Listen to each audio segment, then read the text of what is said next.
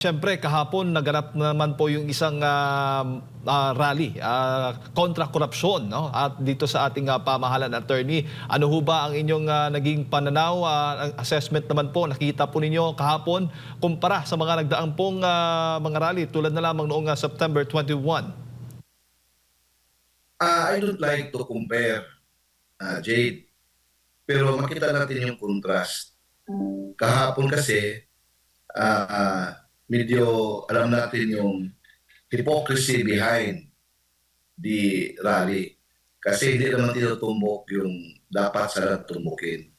Ah, Medyo alam natin na there is a conspiracy uh, between this administration and the progressive left.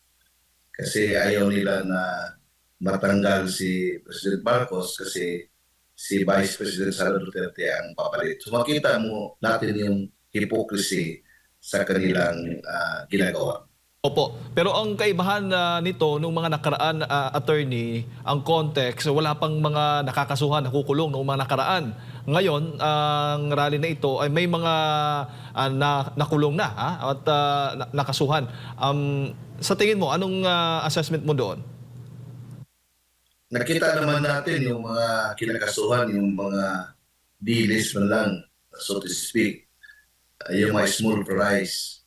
Pero alam naman natin na hindi man yan mangyayari kung ang yung mga malalaki ang nagpasimuno, dapat sila ang unang pananagutin kasi yung mga baba ay implementors lamang yan. So small price. So nagiging parang sacrificial lang just to appease the public na mayroong ginagawa about corruption. But that's not enough. Po. Ang Pangulong Bongbong Marcos Jr., kung nakikita po ninyo sa kanyang social media ay nag-update hinggil nga po sa development nitong mga kaso laban po doon sa mga dawit sa korupsyon. Ano naman po ang inyong masasabi dito? Sapat na ho ba itong ganitong hakbang ng Pangulo para magkaroon ng magkaroon ng comfort yung mga Pilipino? Hindi sila masa-stress dahil nga sa sobrang issue po nitong korupsyon.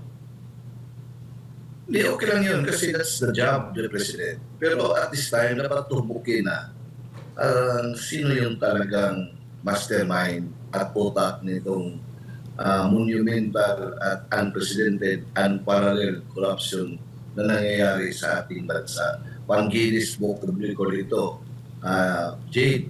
So, ang mga taong bayan ay alam na nila, alam na natin eh.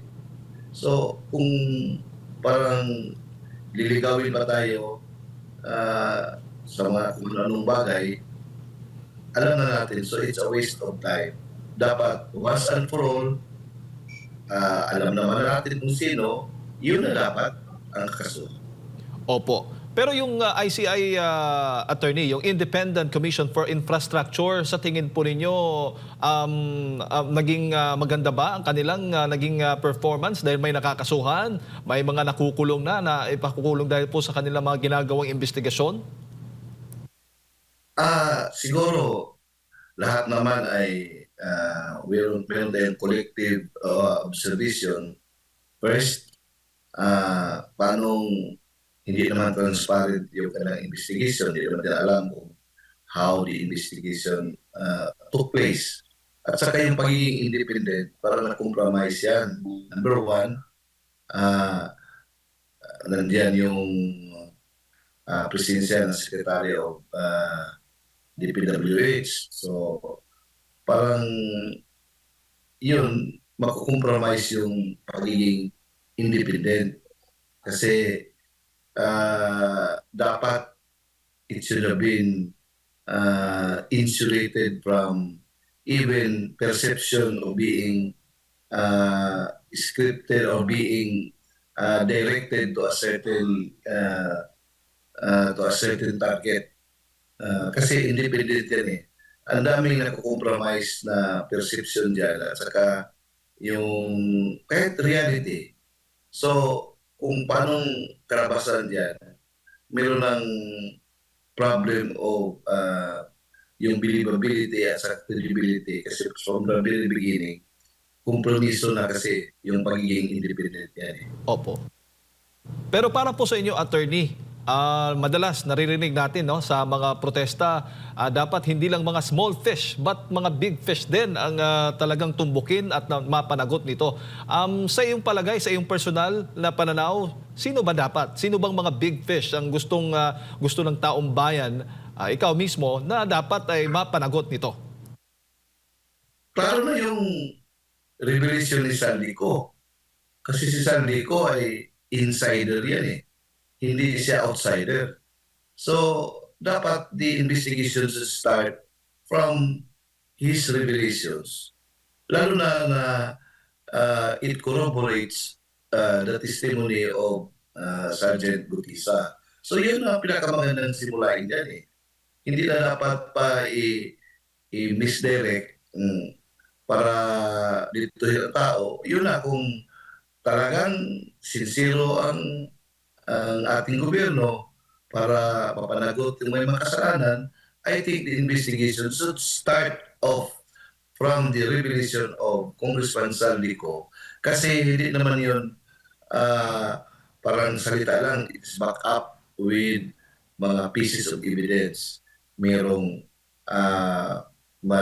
siyang papel, meron siyang mga photographs, sa kasabihan niya, may resibo yung bawat na sinasabi niya. So, I think, yan ang pinakamagandang simulain kung may sincero at saka talagang totohanan na investigation.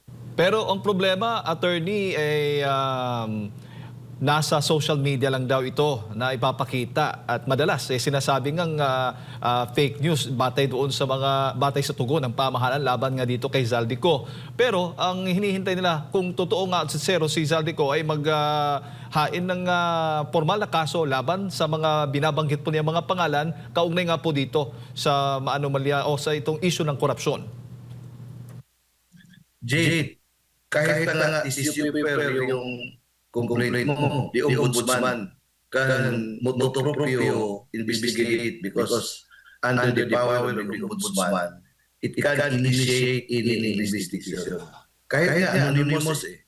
So, how much more sa ganun na information na ibigay sa Saldico, hindi lang yan sinulat sa paper, hindi lang yan anonymous, nagpapakita talaga siya, at saka may mga evidence yung ipinapakita, I think that's already enough to start off with an initiation of motor proprio investigation by the Office of the Ombudsman.